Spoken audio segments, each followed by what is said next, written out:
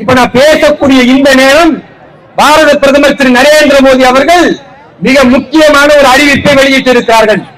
அது என்னவென்றால் CAA என்று சொல்லக்கூடிய சிட்டிசன்ஷிப் அமெண்ட்மெண்ட் ஆக்ட், குடியுரிமை திருத்த சட்டத்தை உடனடியாக தேசம் முழுக்க அமலுக்கு கொண்டு வந்திருக்கிறார். பாரதிய ஜனதா கட்சியின் சார்பாக நாங்கள் இதை வரவேற்கிறோம். இந்த தேசத்தின் மீது அக்கறை இருக்கிற ஒவ்வொரு மக்களும் இதை வரவேற்கிறார்கள்.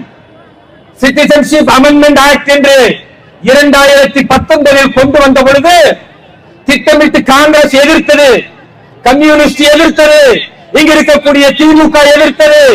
இவர்கள் எல்லாம் எதிர்க்கும் போது சொன்ன காரணம் என்ன தெரியுமா?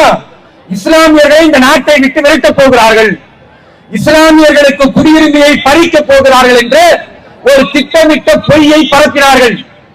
சிட்டிசன்ஷிப் அமெண்ட்மெண்ட் ஆக்ட் என்று சொல்லக்கூடிய அந்த சட்டத்தில் இஸ்லாம் என்ற வார்த்தை இருக்கிறதா, முஸ்லிம் என்ற வார்த்தை இருக்கிறதா? அந்த சட்டத்தில் குறிப்பிடப்பட்டிருப்பது என்ன? பாரத தேசத்தை ஒட்டி இருக்கிற பங்களாதேஷ் என்கிற நாடு, பாகிஸ்தான் என்கிற நாடு, ஆப்கானிஸ்தான் என்கிற நாடு, இவையெல்லாம் தங்களை இஸ்லாமிய நாடுகளாக பிரகடனப்படுத்திக் கொண்டிருக்கிறது.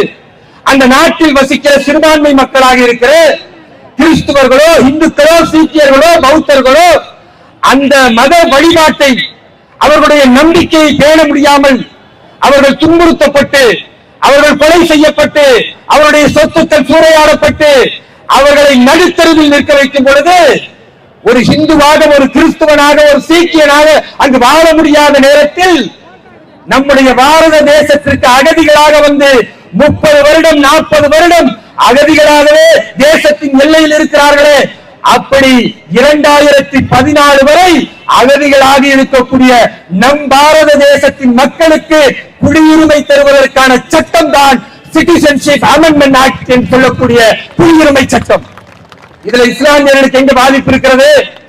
இந்த பாரத தேசத்தில் பிறந்த ஒரு இஸ்லாமியர் கூட பயப்பட தேவையில்லை. அவர்கள் பாரத தாயின் பிள்ளைகள் என்று திரு நரேந்திர மோடி அவர்கள் பாராளுமன்றத்தில் வாக்களித்திருக்கிறார். நம்முடைய மத்திய உள்துறை அமைச்சர் திரு அமித்ஷா அவர்கள் வாக்களித்திருக்கிறார். நாட்டின் பிரதமர் வாக்களித்திருக்கிறார். நாட்டின் உள்துறை அமைச்சர் வாக்களித்திருக்கிறார்.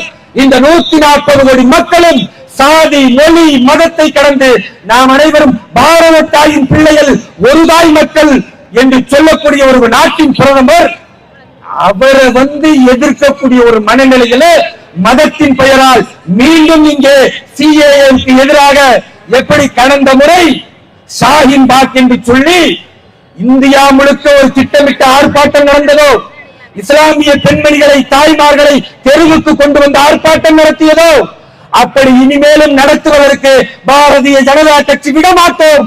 இஸ்லாமிய மக்களுக்கு நாங்கள் பாதுகாப்பாக இருக்கிறோம், கிறிஸ்துவ மக்களுக்கு நாங்கள் பாதுகாப்பாக இருக்கிறோம். இந்த நாட்டில் அனைவரும் சமம், சப்கா சாத் சப்கா விகாஸ், எல்லோரையும் அரவணைத்து எல்லோருக்குமான வளர்ச்சி. சர்க்கார், இது ஏழைகளுக்கான அரசு. இந்த நாட்டில் உள்ள அத்தனை பேர்களையும் மீட்டெடுக்க வேண்டும் என்பதற்காக பாரதிய ஜனதா கட்சி தொடர்ந்து போராடும். வரக்கூடிய 2024 என்பது இந்து மதத்தை இழிவுபடுத்துகிற, ஊழலை ஆதரிக்கிற, தமிழக இஸ்லாமிய கிறிஸ்தவர்களை வாக்கு வங்கிகளாக பயன்படுத்துகிற, பட்டியல் சமூகத்தின் மக்களை பரிதவிக்க வைக்கிற திமுக என்ற ஒரு அயோக்கியர்களுக்கு வாக்களிக்க போகிறீர்களோ, அல்லது தேசத்தின் பற்றோடு, தேசத்தின் உறுதிக்காக தன் உயிரை நீக்காவது என் பாரத தேசம் உலகின் குருவாக மாற வேண்டும் என்று நினைக்கிற ஒவ்வொரு பாரத தேசத்தின் தொண்டர்களோடு இருந்து நீங்கள் தாமரைக்கு வாக்களிக்க போகிறீர்களா என்பதுதான் இன்றைக்கு தமிழக மக்கள் முன்வைக்கிற கேள்வி. எனது அருமை சொந்தங்களே, உங்களுடைய ஒரே நம்பிக்கையாக பாரத பிரதமர் இருக்கிறார். இந்த தேசத்தை பாதுகாக்க உலகின் தலைவரான பாரதிய ஜனதா கட்சியின் பிரதமர், நம்முடைய நாட்டின் பிரதமர், மக்களின் பிரதமர் திரு நரேந்திர மோடி அவர்கள் வெல்வதற்கு தமிழகத்தின் 39 பாராளுமன்ற தொகுதிகளிலும் தாமரையை வெல்ல வைப்போம், தமிழகத்தை செழிக்க செய்வோம் என்று கூறி வாய்ப்பிற்கு நிதியில் விடைபெறுகிறேன். எல்லா புகழ்களுக்கு ஜெய் ஹிந்த், வந்தே மாதரம், பாரத் மாதா கி.